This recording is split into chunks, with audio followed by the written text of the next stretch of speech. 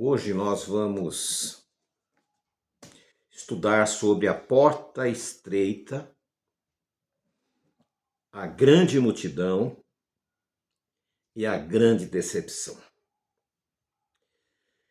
É muito comum nós avaliarmos as religiões pelas estruturas que elas têm. As pessoas elas ficam mais tranquilas se elas estão em estruturas religiosas poderosas, né? Porém, a Bíblia vai totalmente ao contrário.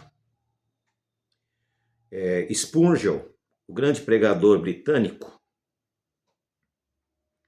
ele dizia o seguinte: ele conseguia reunir 10 mil pessoas.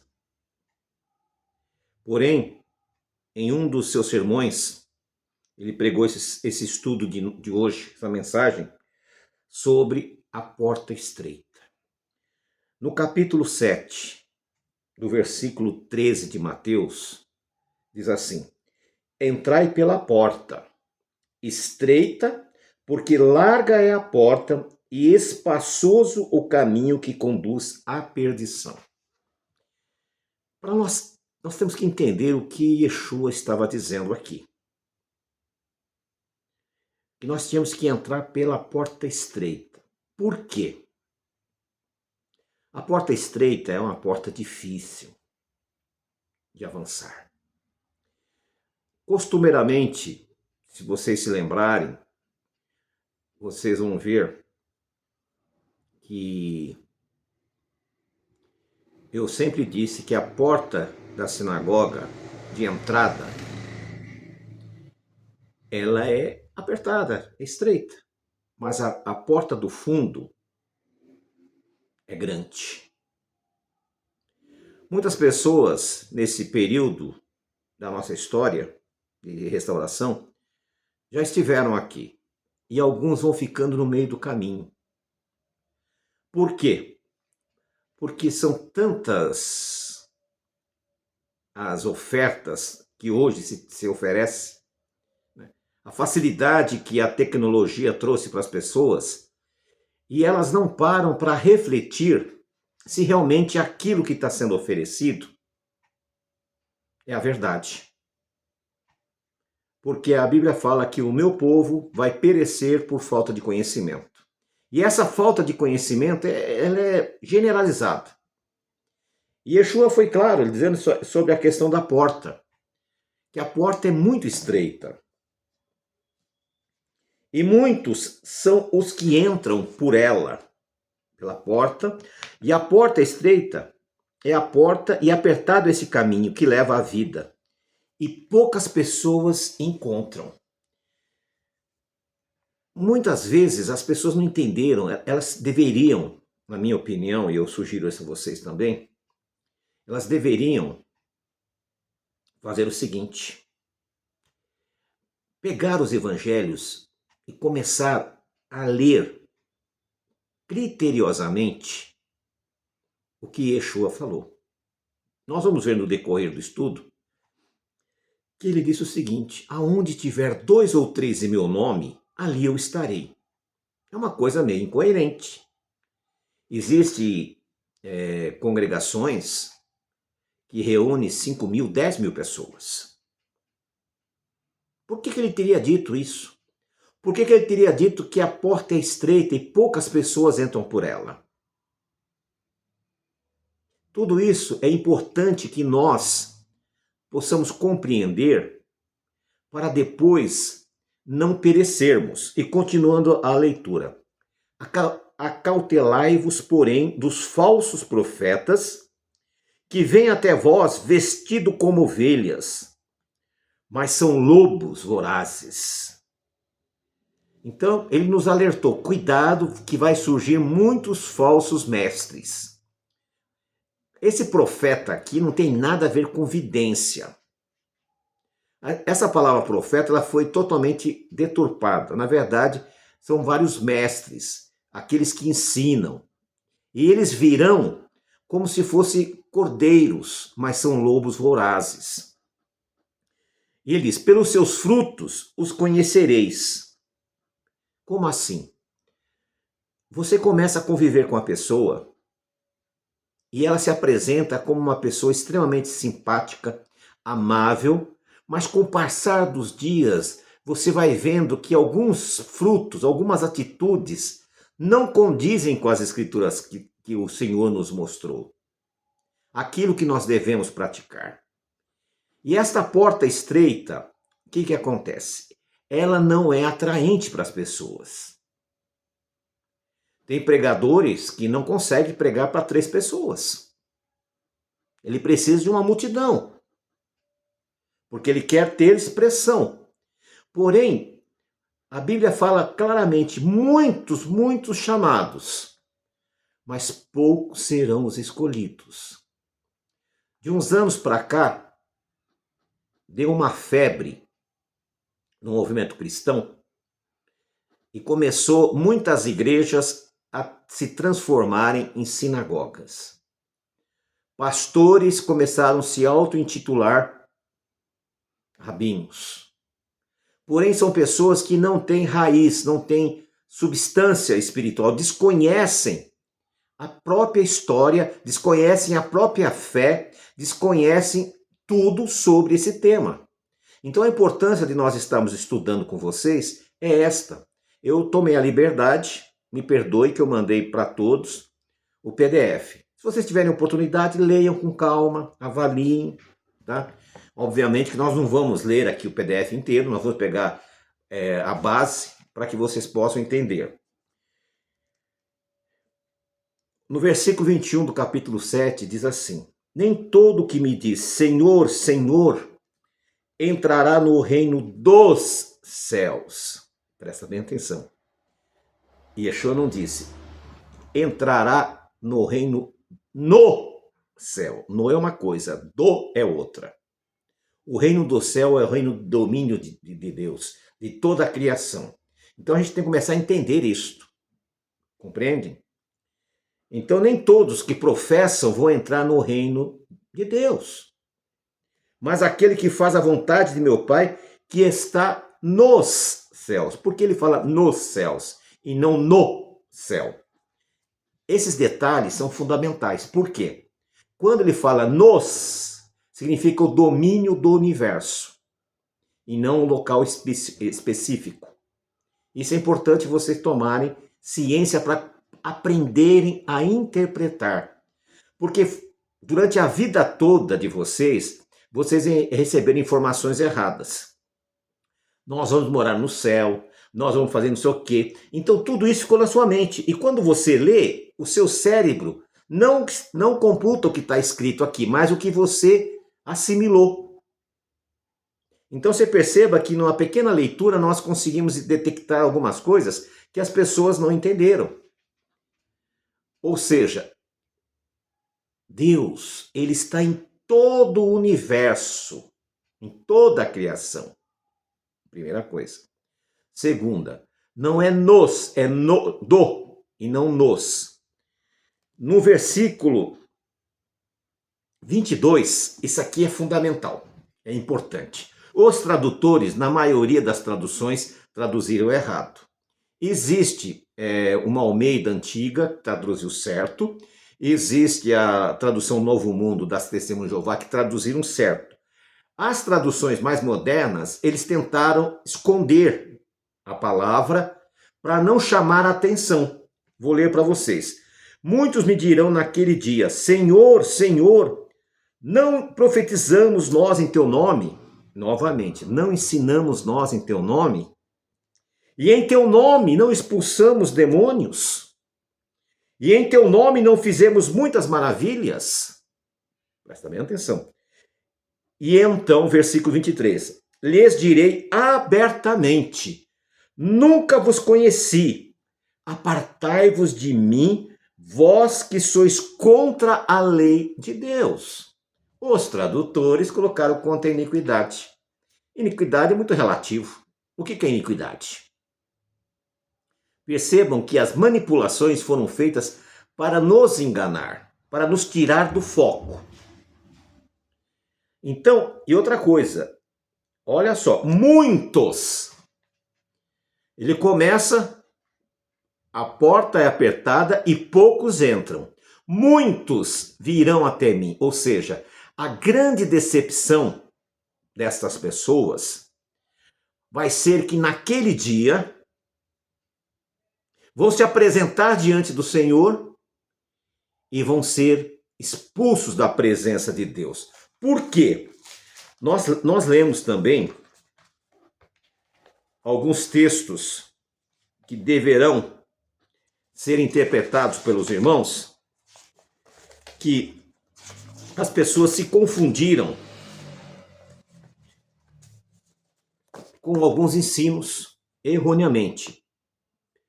Nós vemos aqui, quando a pessoa está pregando uma mentira, não é que ela levanta de manhã e fala, hoje eu vou inventar uma mentira. Não é isso. Ela rejeita a verdade, ela começa a caminhar conosco. Aí ela discorda de alguma coisa e ela resolve fundar ou montar alguma coisa para ela. Hoje está assim. Ah, não gostei, eu vou colocar meu canal no YouTube e eu vou fazer, agora eu vou fazer aqui da minha casa mesmo, vou atrair pessoas e eu vou pregar. Hoje está assim. Porém, o que acontece?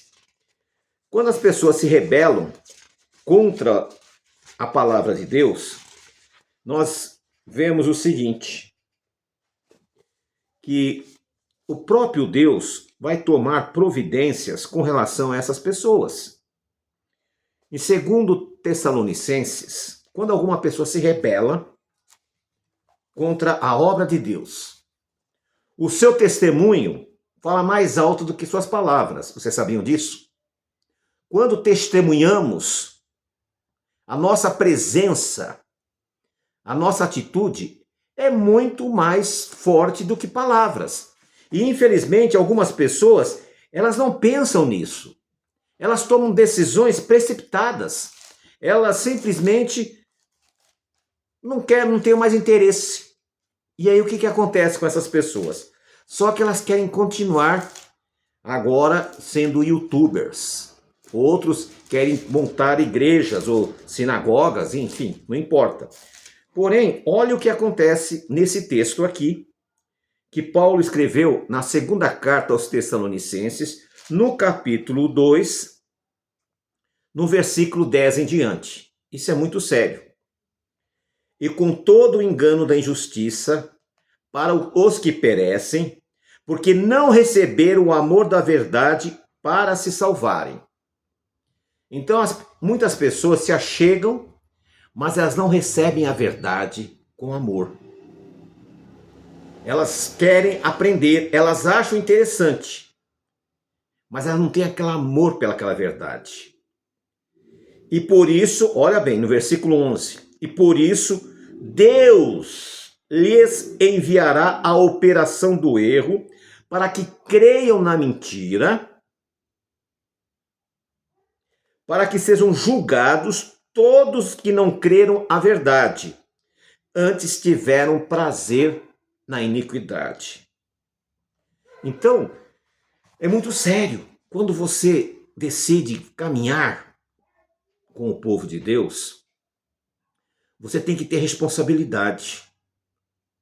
A salvação é um dom gratuito de Deus.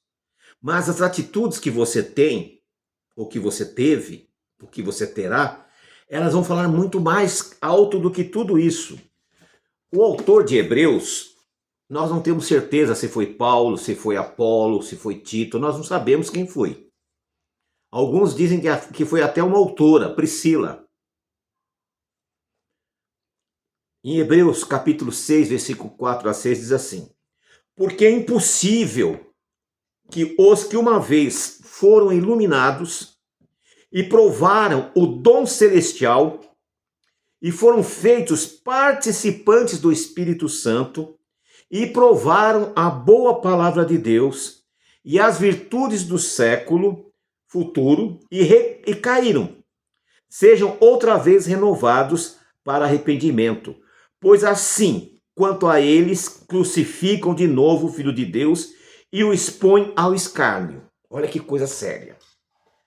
Paulo diz em Tessalonicenses que essas pessoas que se rebelam, essas pessoas que ignoram a verdade, você mostra, mas ela ignora, Deus a rejeita e envia um espírito de engano para que ela creia na mentira.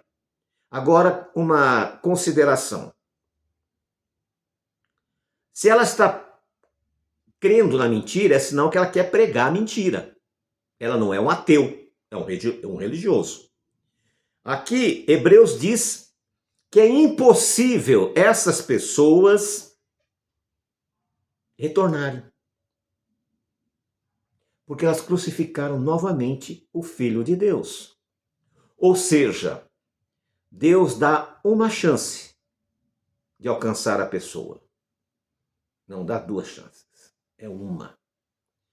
Se ela não tiver um coração voltado para as coisas sagradas, se ela não for um estudante da palavra e ela se afastar, jamais essa pessoa vai voltar para o redil do pastor. Nós vemos também em Gálatas, no capítulo 6, no versículo 7 a 8. Não vos enganeis, Deus não se deixa escarnecer, porque tudo que o homem semear, isso também se fará. Porque o que semeia a carne, da sua carne se fará corrupção, mas o que semeia do Espírito se fará a vida eterna. Então nós vemos que a importância que nós temos de nos unir, de estarmos na presença de Deus com sinceridade de espírito. Ninguém é obrigado a conhecer tudo. Não. Mas nós temos que ter sinceridade de espírito. Temos que aprender a respeitar tanto os que estão ao nosso redor, como nós que lideramos e quem são liderados. Em Romanos, capítulo 8, versículo 38 e 39, diz assim: Porque certo de que nem a morte, nem a vida, nem os anjos, nem principados, nem potestades, nem o presente, nem o futuro, nem altura, nem profundidade, nem qualquer criatura nos pode separar do amor de Deus.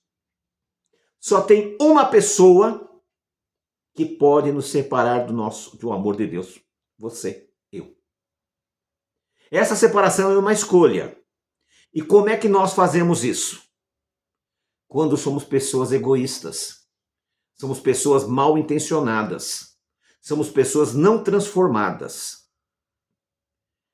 Aquela grande multidão que vai se apresentar diante do Criador, diante do Senhor Yeshua também, e vão dizer lá, mas nós fizemos tantos milagres, fizemos convenções com milhares de pessoas, temos milhares e milhares de congregações, né?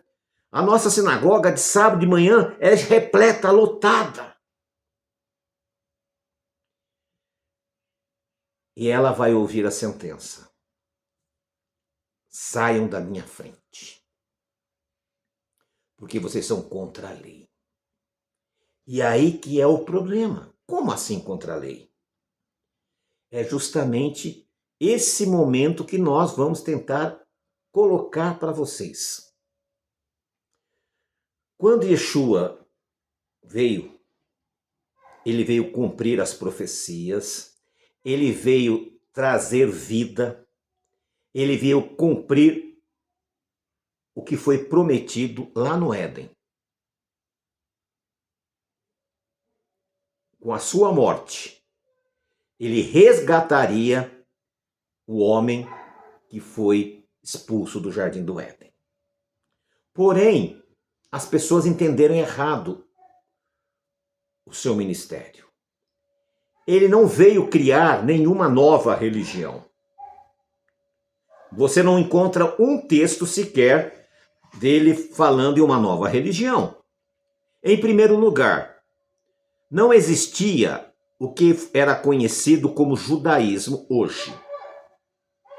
existiam seitas, que eram grupos que tinham pensamentos diferenciados. Nos dias de Yeshua, existiam os essênios, que discordavam dos saduceus, que eram os sacerdotes. Eles achavam que o templo de Jerusalém estava corrompido. Havia um templo em Samaria, e havia um templo também em Leotópolis, lá no Egito. Naquela época havia 3 templos judaicos. Eu tenho certeza que você sabe que só tem um, mas não eram 3. O da Samaria foi destruído rapidamente. O de Jerusalém no ano 70. E o do Egito no ano 73. O de Samaria era um templo totalmente fora da realidade, porque foram os samaritanos que criaram aquela mentalidade, a sua própria religião. O de Jerusalém, o templo era legítimo, mas o sacerdócio não. Do Egito, o templo não era legítimo, mas o sacerdócio sim, porque o sacerdócio do Egito era da linhagem de Sadoc, da linhagem de Araão. Então você vê que a história que chegou para vocês é bem deturpada. Nós tínhamos ali os saduceus, tinha os fariseus. Os fariseus tinham várias facções, não era uma, não é duas, eram várias facções.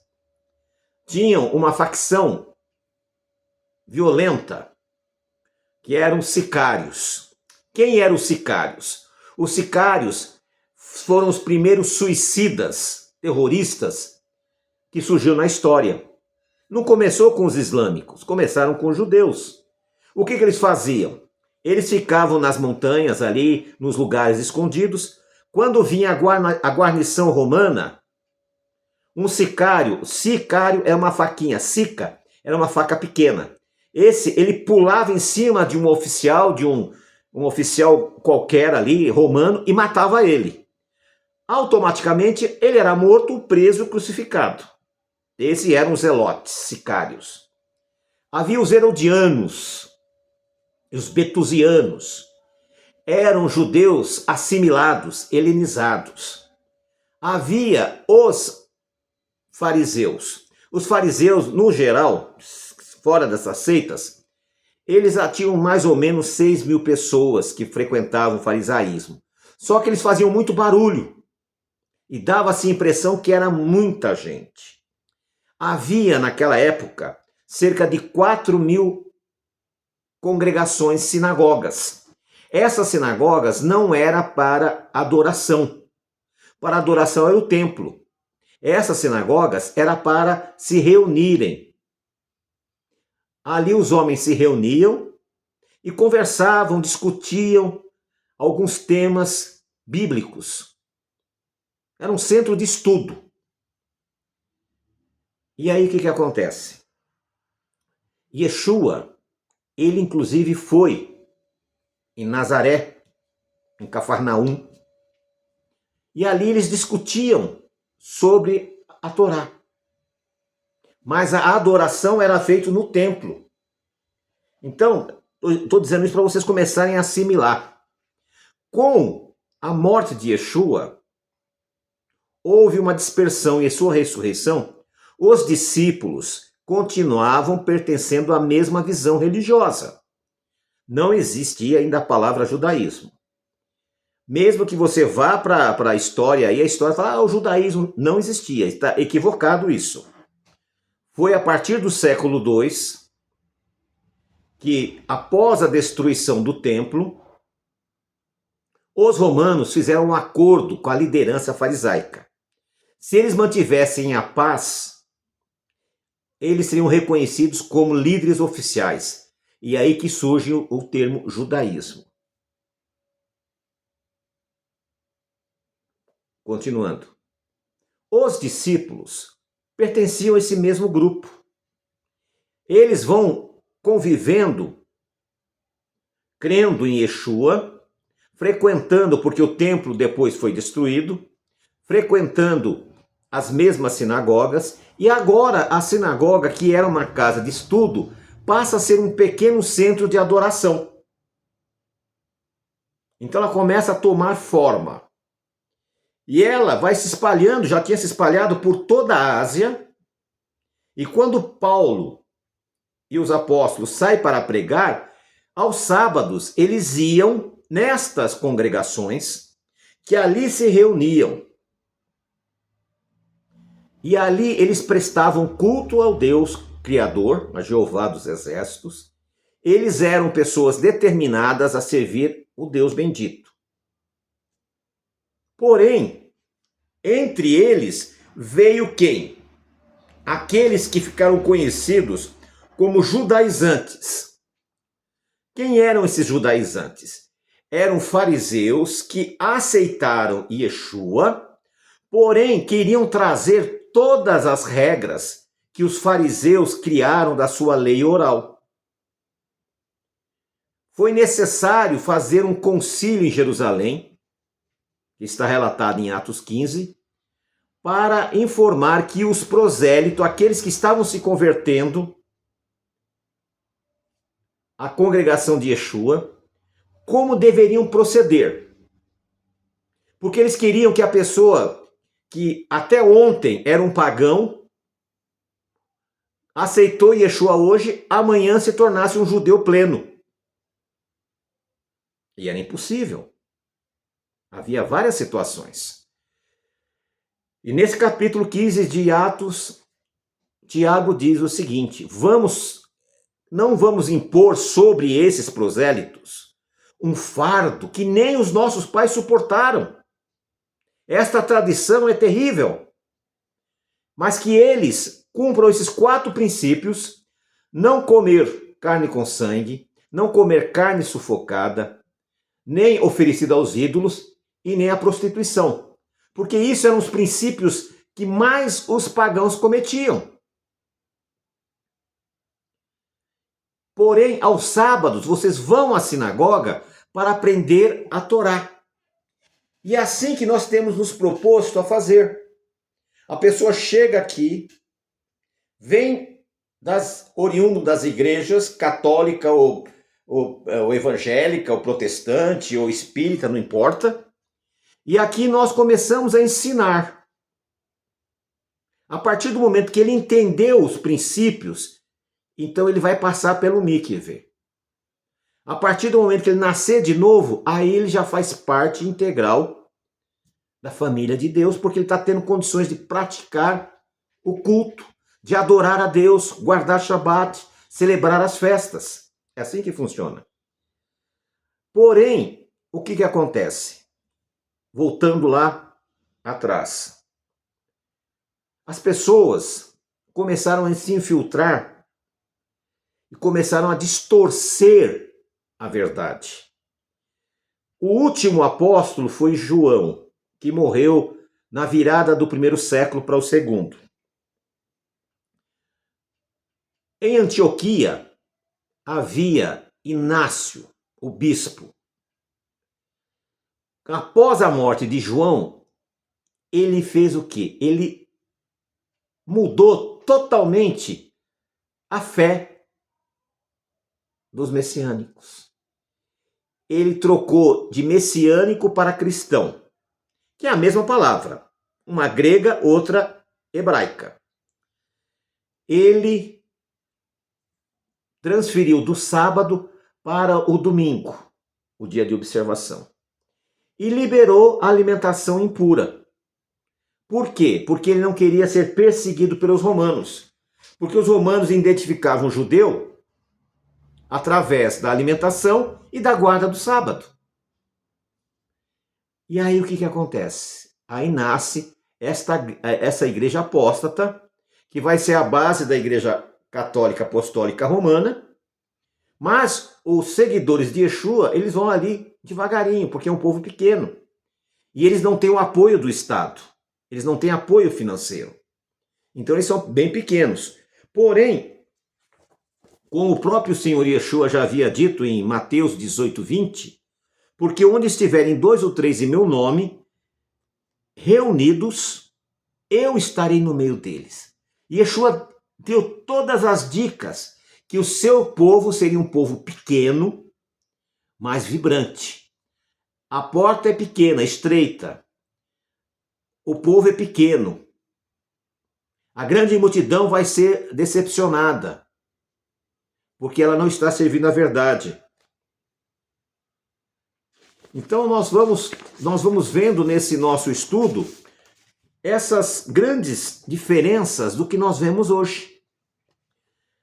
Por exemplo, sem citar nomes e sem julgar, que não é o nosso papel, nós temos aqui no Brasil 3 ou 4 congregações, no Brasil inteiro, 3 ou 4 congregações que têm um contingente grande de pessoas. Porém, são ajuntamento de pessoas. Elas são igrejas que eram igrejas evangélicas, que colocaram kippá, talit, deixaram de falar Deus, falar Hashem, fazem as festas folcloricamente, mas não há mudanças, não há transformação. E com o poder econômico, elas conseguem se apresentar como se fosse a sinagoga de Yeshua.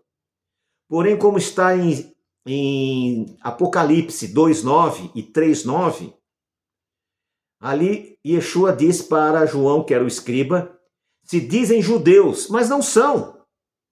São da sinagoga de Satanás. Por quê? Porque eles não fizeram techuvá, restauração. Colocar kippá, vestir talit, não te faz um judeu. O que te faz um verdadeiro Yehudim, judeu? Está em Apocalipse 14:12. Aqui está a sabedoria, os que guardam os mandamentos de Deus e têm a fé em Yeshua. Ou Apocalipse 22:14. Bem-aventurados os que guardam os mandamentos de Deus, pois poderão comer da árvore da vida e entrar na cidade pelas portas. Então percebam vocês que a diferença é muito grande. E qual que é o nosso papel? Ficar combatendo-os? Não. Nosso papel é mostrar, como estamos fazendo para vocês, que existe uma forma de nós alcançarmos a salvação. É guardar os princípios fundamentais. E quais são eles? Os 10 mandamentos, que está lá em Êxodo 20. Celebrarmos as festas bíblicas, que estão válidas até hoje. Aí vocês, como assim válidas? Porque tem festas bíblicas que já se cumpriram no Calvário. E qual é? O Cordeiro de Páscoa.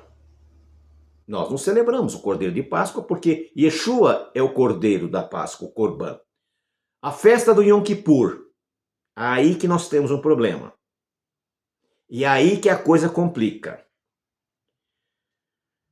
Yeshua, ele é o Corban de Deus que tira o pecado do mundo. Havia 2 bodes no Yom Kippur.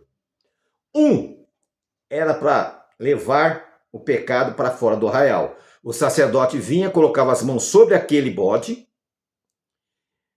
simbolicamente passava o pecado para aquele bode e o sacerdote levava ele para fora do arraial. O outro era sacrificado e o sangue espargido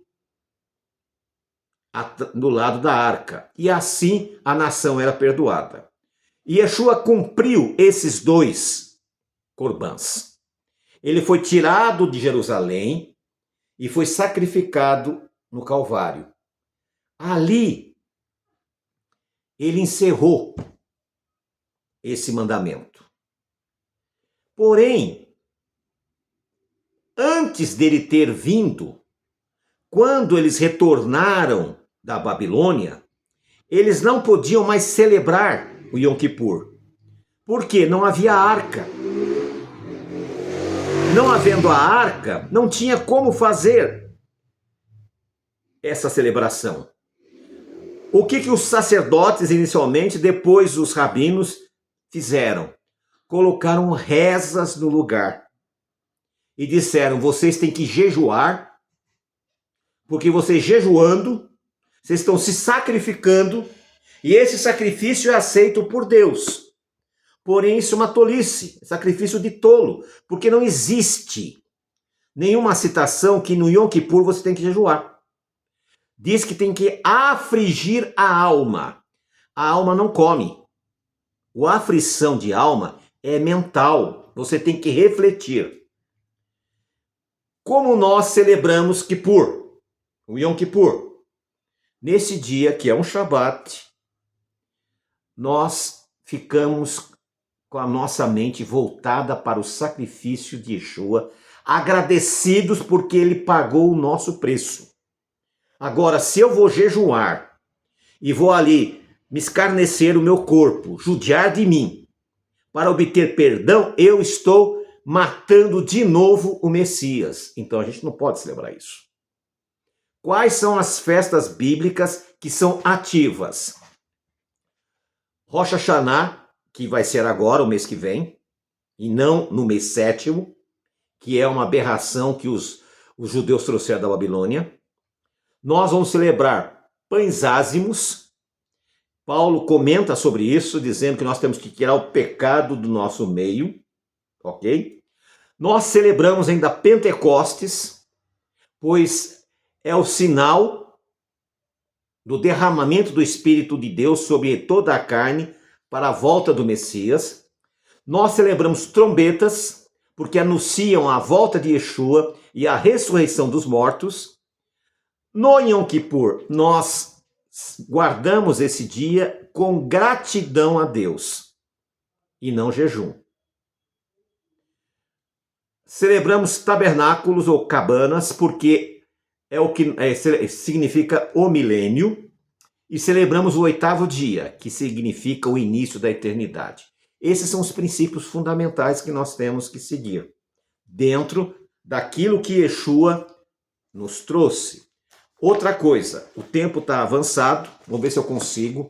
Nós não estamos no sacerdócio levita.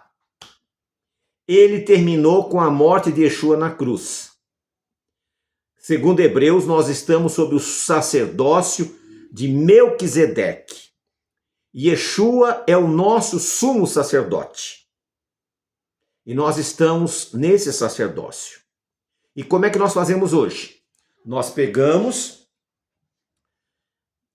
oramos ao Deus bendito, pedindo perdão em nome de Yeshua. E ele se apresenta ao Pai, dizendo, eu paguei o preço. Esse é o sacerdócio de Yeshua. Porém, esse sacerdócio não é novo. Não foi inaugurado por Yeshua. Se você vai lá na Bíblia hebraica, você vai ver que Abraão tem um encontro com o sacerdote Melquisedeque. O em Hebreus diz que Yeshua é Melquisedeque. Nós vamos lá para Abraão e você vê que Abraão ele aceita fazer a comunhão com Melquisedeque, porque ele toma o vinho e o pão, então ele está em comunhão. Ele devolve o dízimo para Melquisedeque. Você só devolve o dízimo se você considera aquela pessoa, aquela religião, aquela congregação de Deus. Você não vai pegar o seu dízimo, sair na rua e entrar em qualquer porta, dizer, eu vou trazer meu dízimo aqui. Não. Por quê? Tanto o pão e o vinho e o dízimo é uma confirmação da aliança. Então nós vemos que Melquisedeque cumpria esses princípios. Nós vemos que lá em Gênesis, o sábado é o primeiro princípio estabelecido em Gênesis 2:2. Nós vemos que Caim e Abel sabia do ofertar no tempo certo. E Noé tinha consciência do que era puro e impuro. Ou seja, percebam que os mandamentos já eram cumpridos, observados. Quando foi instituído a nação de Israel, foi acrescentado essas festas para a celebração da nação, foi colocado leis para a nação, para que houvesse uma coesão completa. Agora, nós estamos no ministério segundo a ordem de Melquisedeque. Quais são os mandamentos que permanecem? O sábado, que começa no Jardim do Éden, a alimentação,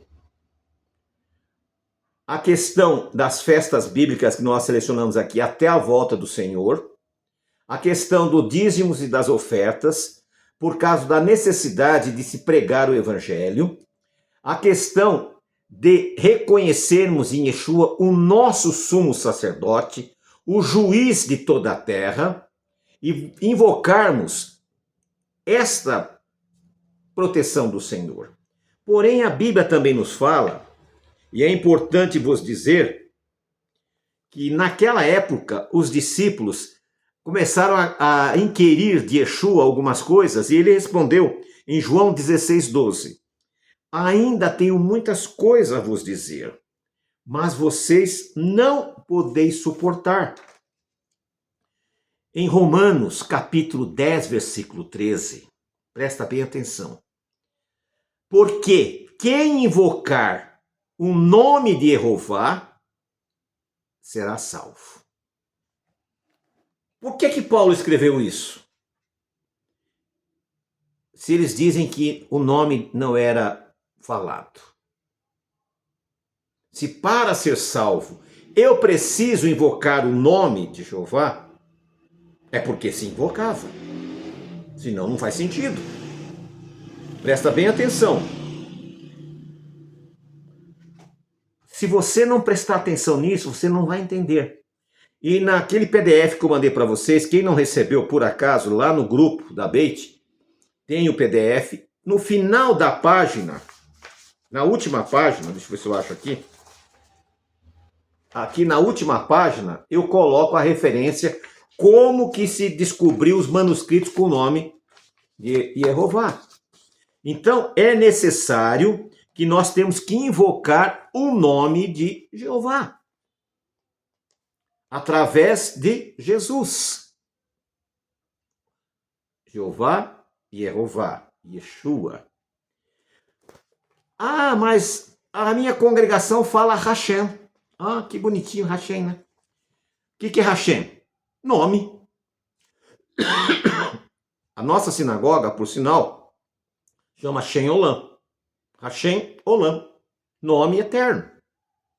Então, qual o sentido de eu me direcionar ao Criador e dizer o nome? Não faz o menor sentido. Outra palavra que eles usam, Adonai. A palavra Adonai significa Senhor. Na Bíblia aparece 80 vezes uma divindade pagã chamada Senhor, que é Baal.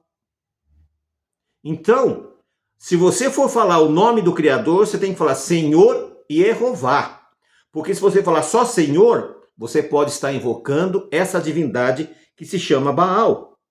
Então nós temos que ter muito cuidado para nós sermos transformados de uma forma coerente. Em Mateus 27:51 diz assim: quando Yeshua expirou na cruz, ele disse, está consumado. O véu do templo se rasgou de cima a baixo. O sistema levirato acabou. Não tem mais o levirato. Não faz o menor sentido tanto um gentio como um judeu manter as práticas do judaísmo, porque o judaísmo mantém essas práticas do antigo templo. Não faz sentido nenhum. No Yom Kippur, os judeus pegam uma galinha e faz a caparó na cabeça e depois sacrifica ela. Olha o absurdo. Então não faz o menor sentido. Da mesma forma que a igreja cristã está equivocada, esses movimentos do judaísmo messiânico e nazareno estão equivocados. Eles estão fora da realidade porque isso já terminou há 2000 anos. Nós somos chamados para sermos restauradores, renovadores e não trazer velhas práticas que não fazem mais sentido. Por isso que eu gostaria que vocês procurassem, depois, com o tempo, ler a apostila que eu mandei para vocês, para que ali vocês entendam esse estudo melhor. Aqui eu dei uma ideia do que seja. Outra coisa que acontece, as pessoas são muitas vezes bons cristãos, pessoas boas, bacanas, porém elas acham que essas congregações messiânicas que estão por aí que se intitulam Judaísmo Messiânico. Qual é a coerência dos arqui-inimigos de Yeshua agora serem messiânicos? Não faz o sentido. O judaísmo nazareno também não faz sentido nenhum. Eles idolatram rabinos que são inimigos ferrenhos de Yeshua. Eu postei esses dias aí sobre a questão são princípios de fé messiânica. Ali quando os sábios que falam de Yeshua, falam de Maria, falam de tudo, ali eu mostrei para vocês. Qual a lógica nós nos unirmos a essas pessoas e chamarmos eles de nossos sábios? Essas pessoas sequer leram uma página do que esses homens escreveram. Mas dá ibope chamar o fulano de tal de nosso sábio. Então nós temos que ter cuidado. Outra coisa, o calendário que esses grupos, judaísmo messiânico, que eu já pertenci, judaísmo nazareno, judaísmo ortodoxo, ele segue o calendário de Hillel II, que é fixo.